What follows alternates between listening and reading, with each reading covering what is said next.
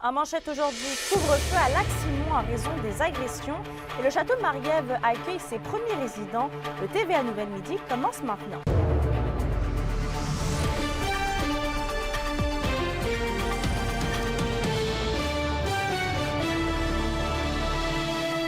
Bon midi tout le monde et bienvenue au TVA Nouvelles.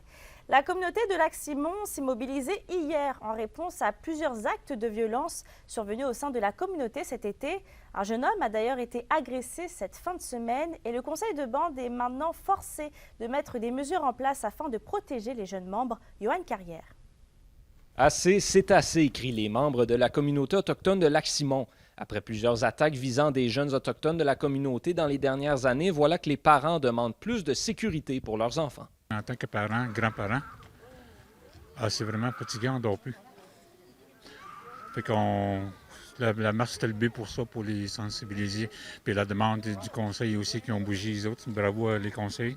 La goutte qui a fait déborder le vase est l'agression sur un jeune de 17 ans de la communauté qui a reçu 15 coups de couteau durant la nuit de samedi à dimanche. C'est ce qui a incité Régent-Luc Gunn à appeler au respect et à la sécurité lors d'une marche organisée à travers les rues de Lac-Simon. Toutes individus ici sont importantes. Toi, vous êtes tous importants aujourd'hui. Merci aussi de votre support, votre prière. Organisée en à peine une journée, la marche a été un succès selon Jeffrey Papati qui s'est occupé d'informer la population de la tenue de celle-ci. Ça a commencé hier, mais à la dernière minute, la demande que j'ai faite, j'ai appelé, j'ai écrit à les DJ du conseil de banque, il m'a répondu tout de suite. Puis il m'a référé des informations où aller chercher pour pouvoir enclencher cette marche de cris d'alerte, là, comme on dit. Là. Dimanche, le Conseil de la Nation a entériné la première mesure d'un plan visant à protéger les enfants de la communauté. Un couvre-feu est désormais en place pour les moins de 18 ans de 20h à 7h chaque jour. Le conseil n'est pas nécessairement... Ça nous fait pas plaisir, mais on n'a pas le choix. On nous demande d'agir et on agit selon notre capacité en tant que conseil, en tant qu'organisation. Donc on va mettre les choses en place, mais ça ne veut pas dire que les gens vont être d'accord avec ça, bien, ils vont être satisfaits de ça, mais on nous interpelle, donc on va agir. Lucien Wabanonik assure que d'autres mesures seront également mises en place prochainement afin de contrer cette problématique. Il est confiant que la communauté arrivera à se débarrasser de la violence par elle-même. Johan Carrière, RNC Nouvelles, Lac-Simon. Parlons économie maintenant. C'est cet avant-midi lors de la journée Innovation AT organisée par l'espace d'accélération et de croissance de l'Abitibi-Témiscamingue qui a eu lieu le dévoilement du premier portrait sur l'entrepreneuriat et l'innovation de l'Abitibi-Témiscamingue. Ce soir, on présente une entrevue d'Yvon Moreau sur le portrait de la croissance de notre région. Dans le domaine des services de garde, le Centre de la petite enfance, la Magie du rêve, prévoit accueillir 220 places de plus pour les familles de Val-d'Or, dont 65 places seront dédiées aux employés du CIS de l'Abitibi-Témiscamingue. On rappelle que la semaine dernière, le CIS de l'Abitibi-Témiscamingue a annoncé publiquement que des partenariats ont été conclus pour créer plus de places en garderie pour leurs employés. Les plans de la nouvelle section sont faits, donc l'architecture reste semblable à celle qui est présentement en place. Il y a tout de même plusieurs défis pour entrer dans les délais. En politique, le Parti conservateur du Québec demande au gouvernement d'abolir la cession de bail pour garantir aux propriétaires le choix du locataire. Actuellement, un locataire peut transférer son bail à une autre personne, mais selon le chef Éric Duhem, il existerait un marché clandestin de la revente des baux. Des locataires revendent leur bail au plus offrant. Il explique que ça va à l'encontre du droit de propriété des propriétaires. On se déplace à Val-d'Or. Le château Marie-Ève a accueilli ses premiers occupants jeudi dernier et qu'Emilia, c'est une dizaine de locataires qui ont fait leur entrée jeudi et vendredi dans ces logements sociaux. C'est un projet d'habitation piloté par la Piole qui pourra abriter 41 personnes à risque d'itinérance en plein centre-ville de Val-d'Or.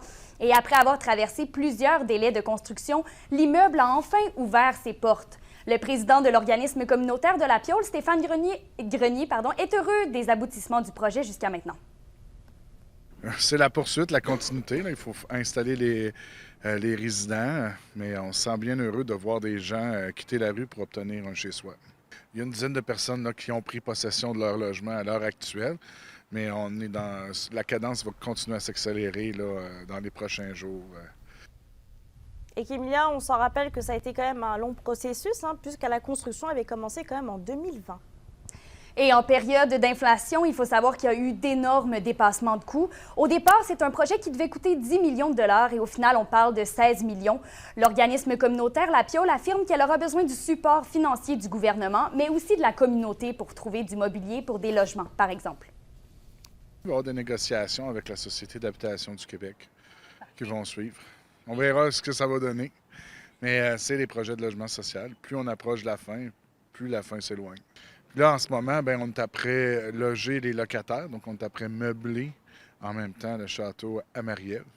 Donc là, ça se peut qu'on fasse appel à des concitoyens pour certains articles qu'on aurait besoin, dont les usagers auraient besoin s'il manque de budget. Ce soir, je vous présenterai un reportage complet au TVA 18h sur le château Marie-Ève, mais aussi sur l'itinérance à Val-d'Or. La mairesse Céline Brindamour est d'ailleurs de retour d'un important sommet à Québec sur l'itinérance. Merci, Kimilia. Je vous en prie. Dans le secteur minier, une rencontre citoyenne aura lieu ce soir à Duparquet concernant le projet de l'entreprise Mine d'Or Duparquet. Les avancées récentes du projet, les étapes à venir et l'engagement continu seront partagés.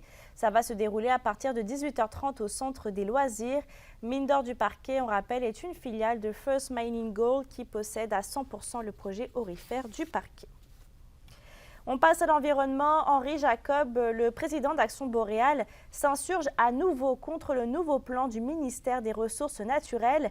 Dans une lettre destinée au cabinet du ministre, il dénonce notamment des propos non justes du gouvernement quant à la définition de son rôle sur le territoire de l'Abitibi-Témiscamingue.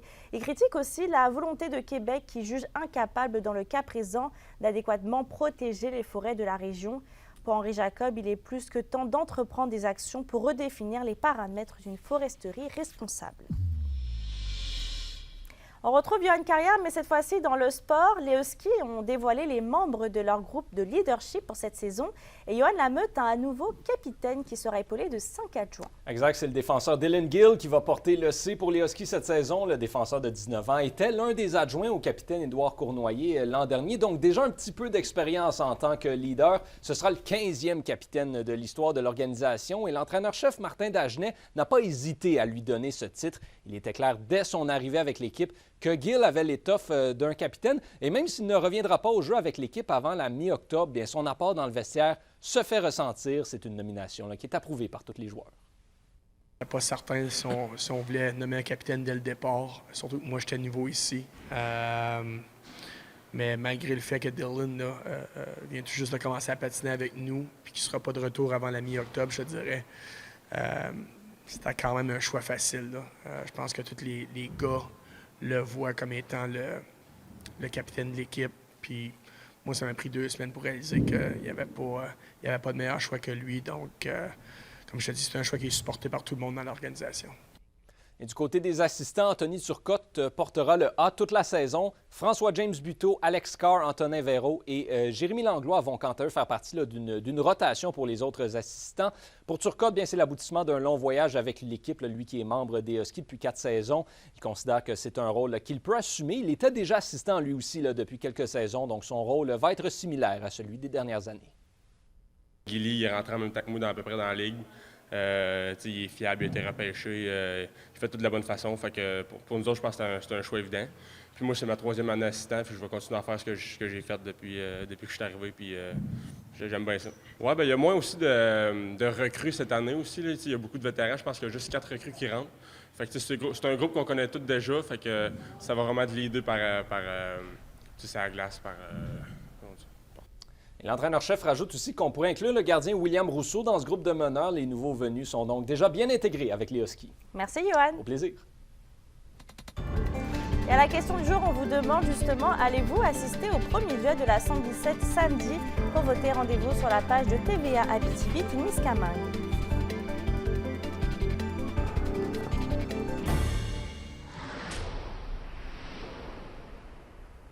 C'est ce week-end que la population a pu profiter de la deuxième édition du Festival de la Sarre. 450 festivaliers se sont donné rendez-vous pendant les 2 soirées consécutives au club de golf BT avec des spectacles pour tous les goûts. Une réussite avec la soirée Bluegrass du vendredi, mettant en vedette les chiens de ruelle, Élixir de Gumbo et Jeff. En plus de la recevoir le samedi, Émilie Bilodeau a su mettre les sourires sur les visages malgré la pluie. Bravo là, à l'organisation, c'est une équipe tissée serrée, puis malgré la pluie, on a réussi à garder un public assez nombreux, puis on a fait un spectacle assez énergique, avec beaucoup de théâtralité, puis je pense que les gens ont été contents d'avoir toffé malgré la pluie. Et toujours au culturel, la Société d'histoire de Rwanda entreprend une nouvelle saison des Belles Soirées. Une série de conférences et de discussions qui aborderont des sujets très variés sera donc organisée dès le 27 septembre à la salle Poly de la bibliothèque municipale. L'histoire de la ville de Rwanda sera mise de l'avant grâce à des personnalités politiques, sportives et sociales bien connues dans la municipalité. À météo, l'été tire, on le voit à sa fin et l'hiver prend sa place petit à petit parce qu'on a un avis de gel. Sinon, pour aujourd'hui, on a une alternance de soleil et de nuages avec un maximum de 15 dans toute la région. Et pour ce soir et cette nuit, eh bien, les 12 nuits d'été sont du passé puisque les températures chutent drastiquement. Ça va être dégagé avec des nappes de brouillard se formant au cours de la nuit sur tous les secteurs. Il va faire un minimum de plus 1 degré avec du gel par endroit. Je termine avec une belle victoire des Capitals de Québec qui ont remporté le championnat de baseball avec le Val-d'Orien Michel Laplante. N'oubliez pas qu'on est toujours sur YouTube et X TV Abitibi-Témiscamingue si vous voulez nous soutenir évidemment. Je vous souhaite de passer une très belle journée puis je vous dis à tout à l'heure.